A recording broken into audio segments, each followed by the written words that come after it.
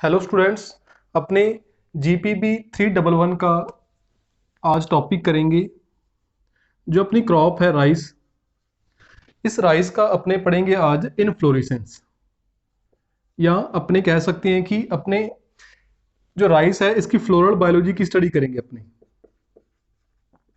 Floral biology की, ठीक है। राइस के बारे में जो दूसरे टॉपिक थे उनको अपने एक अलग वीडियो में पढ़ लिया था। फ्लोरल बायोलॉजी रहेगी थी। जितनी भी अपने सिलेबस में क्रॉप हैं उन सभी की फ्लोरल बायोलॉजी अपने एक अलग वीडियो में पढ़ेंगे, मैंने आपको पहले बताया था। तो इस वीडियो के अंदर अपने पढ़ेंगे फ्लोरल की, जो अपनी राइस है इसकी फ्लोरल बायोलॉजी के बारे में। सबसे पहले अपने देखें इसका इनफ्लोरेसेंस, कि इसके अंदर इनफ्लोरेसेंस कौन सा होता है, मतलब पुष्पक्रम। तो राइस का जो इनफ्लोरेसेंस या पुष्पक्रम होता है उसे अपने बोलते हैं स्पाइक या पेनिकल। स्पाइक या इसे अपने बोलते हैं पेनिकल। ठीक है, तो ये अपने याद रखना है, स्पाइक या पेनिकल इनफ्लोरेसेंस होता है। नेक्स्ट अपने देखते हैं कि जो इसकी एक स्पाइक है, इसकी एक स्पाइक के अंदर कितनी स्पाइकलेट होती हैं। मतलब जो स्पाइक है वो स्पाइकलेट से मिलके बनी होती है और एक स्पाइक के अंदर लगभग 80 से लेके 300 स्पाइकलेट्स प्रेजेंट होती हैं, या हिंदी में स्पाइकिकाएं उपस्थित होती हैं एक स्पाइक के अंदर। फिर अपने देखते हैं इसमें फ्लावरिंग का टाइम। फ्लावरिंग की राइस के अंदर जो फ्लावरिंग का टाइम होता है वो कितने बजे होता है। ठीक है, तो जो फ्लावरिंग है वो होती है 8 से लेके सुबह 8 से 10 बजे के बीच में होती है। चाहे फ्लावरिंग हो मतलब पुष्पन, चाहे हो आपका पॉलिनेशन मतलब परागन, ये जो दोनों प्रोसेस है इनकी जो टाइमिंग रहती है वो रहती है सुबह के टाइम 8 से 10 बजे के बीच में। नेक्स्ट अपने इसमें देखें कि कंप्लीट फ्लावरिंग कितने दिनों में हो जाती है, कि प्लांट के अंदर जो कंप्लीट फ्लावरिंग है वो कितने दिनों के अंदर हो जाती है। तो राइस के अंदर कंप्लीट फ्लावरिंग होने में 7 से 8 दिन लगते हैं, या कुछ बुक्स में लिखा होता है 6 से 7 दिन। ठीक है, तो नॉर्मली 6 से 7 दिनों के अंदर कंप्लीट प्लांट के अंदर जो फ्लावरिंग है वो हो जाती है। ये कुछ बेसिक बातें आपने याद रखनी है। नेक्स्ट अपने देखते हैं इसका इनफ्लोरेसेंस का डायग्राम। ठीक है, कि इनफ्लोरेसेंस कौन सा होता है, स्पाइक या पेनिकल, और एक स्पाइक में 80 से लेके 300 स्पाइकलेट प्रेजेंट होती हैं। नेक्स्ट अपने देखते हैं इनफ्लोरेसेंस का एक बेसिक सा डायग्राम। आपके सामने एक पिक्चर शो हो रही है, इसमें ये एक पुष्पक्रम या इनफ्लोरेसेंस का एक बेसिक डायग्राम है, जिसमें आप देख रहे हो कि नीचे नीचे एक स्टेम है, उस स्टेम पर लीफ लगी हुई है। ठीक है, वहां पर एक लीफ है फ्लैग लीफ, जिसे अपने हिंदी में बोलते हैं ध्वजपर्ण। तो आपसे ये क्वेश्चन पूछा जा सकता है कि ध्वजपर्ण या फ्लैग लीफ किसे कहते हैं। प्लांट का या प्लांट की वह लीफ जिससे इनफ्लोरेसेंस की शुरुआत होती है उसे अपने क्या बोलते हैं, फ्लैग लीफ।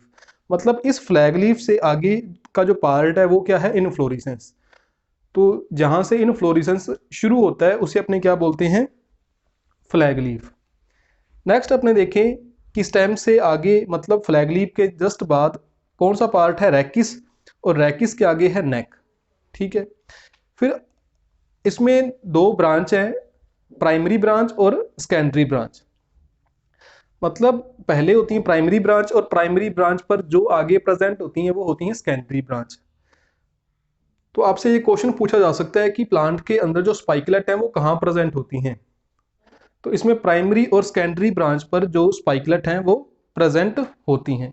ठीक है, तो इसमें अपने दो क्वेश्चन क्लियर हुए हैं, एक तो कि फ्लैग लीफ क्या होती है और एक स्पाइकलेट कहाँ प्रेजेंट होती हैं। प्राइमरी एंड सेकेंडरी ब्रांच पर जो स्पाइकिकाएं हैं या स्पाइकलेट हैं वो प्रेजेंट होती हैं।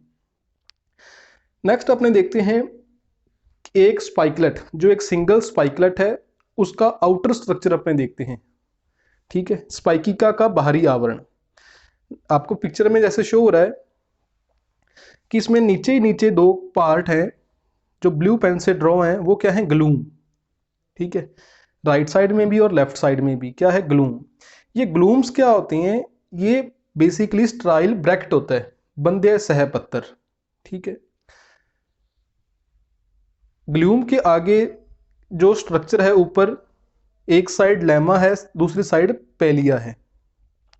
इसके अंदर क्या होती हैं, स्टेमन प्रेजेंट होती हैं। अपने इस प्रकार भी बोल सकते हैं कि जो राइस का जो इनफ्लोरेसेंस होता है उसमें जो स्टेमन्स हैं वो लेमा और पेलिया के द्वारा कवर्ड होते हैं, लेकिन कुछ कंडीशंस के अंदर ये बाहर भी आ जाती हैं, जैसा आपको डायग्राम में शो कर रखा है।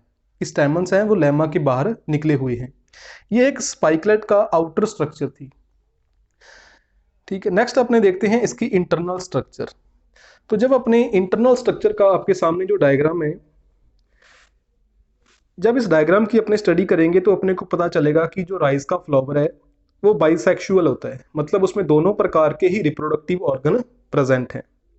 तो फ्लावर किस प्रकार का है, ये बाइसेक्सुअल। इसके बिल्कुल सेंटर में देखो फीमेल रिप्रोडक्टिव ऑर्गन प्रेजेंट है, जिसे अपने बोलते हैं कार्पल। जो रेड पेन से ड्रॉ है वो है कार्पल। कार्पल के बिल्कुल नीचे साइड में लॉडिक्यूल्स प्रेजेंट हैं। क्या प्रेजेंट है, लॉडिक्यूल्स। अब अपने ये बात क्लियर होनी चाहिए कि लॉडिक्यूल्स क्या होती हैं।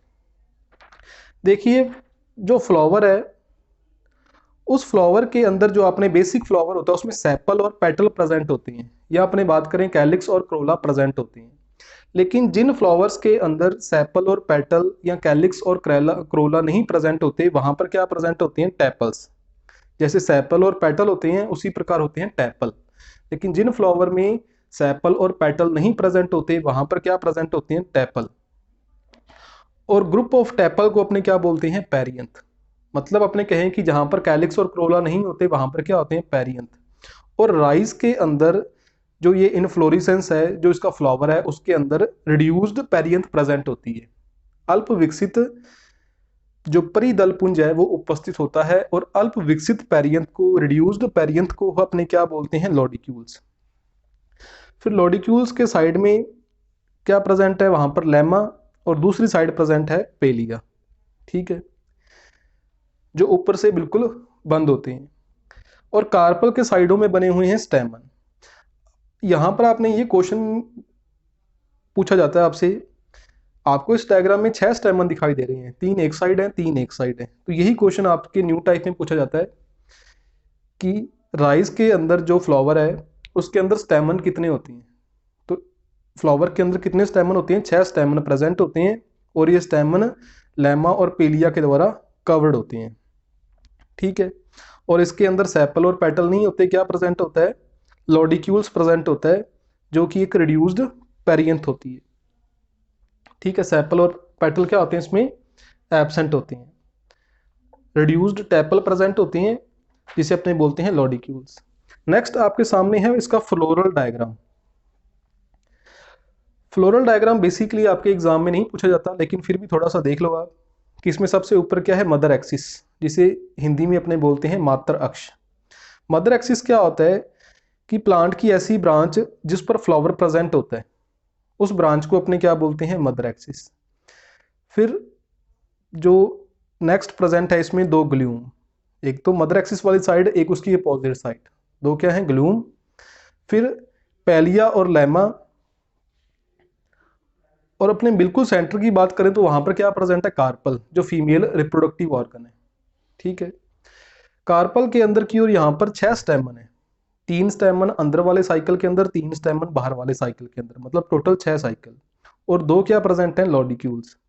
मतलब वही फ्लोरल डायग्राम के अंदर अपने स्ट्रक्चर शो किए हैं जो अपने इसकी आउटर स्ट्रक्चर और इंटरनल स्ट्रक्चर में देखी थी।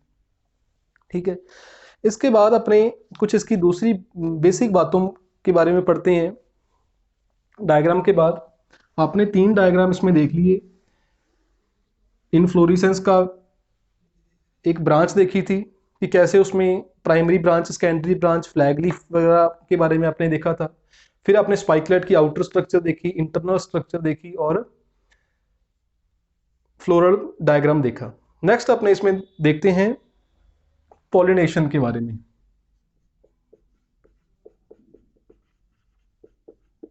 पॉलिनेशन, परागन किस प्रकार का होता है?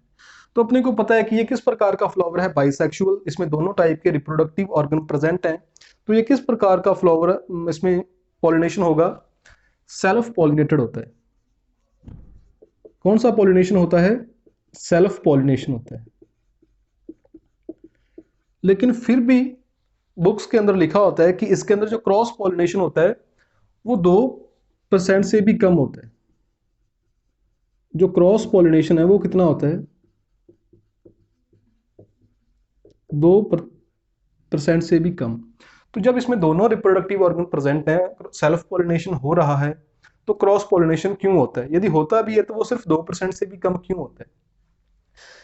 क्योंकि आपने जो स्ट्रक्चर देखी थी उसके अंदर जो स्पाइकलेट थी वो ऊपर से बंद होती है, कवर्ड होती है, और उसके अंदर ही दोनों रिप्रोडक्टिव ऑर्गन प्रेजेंट होते हैं, और वहां पर क्या हो जाता है? सेल्फ पॉलिनेशन होता है।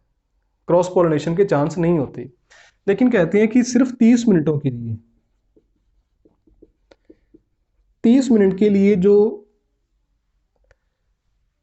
स्पाइकलेट है वो ओपन होती है।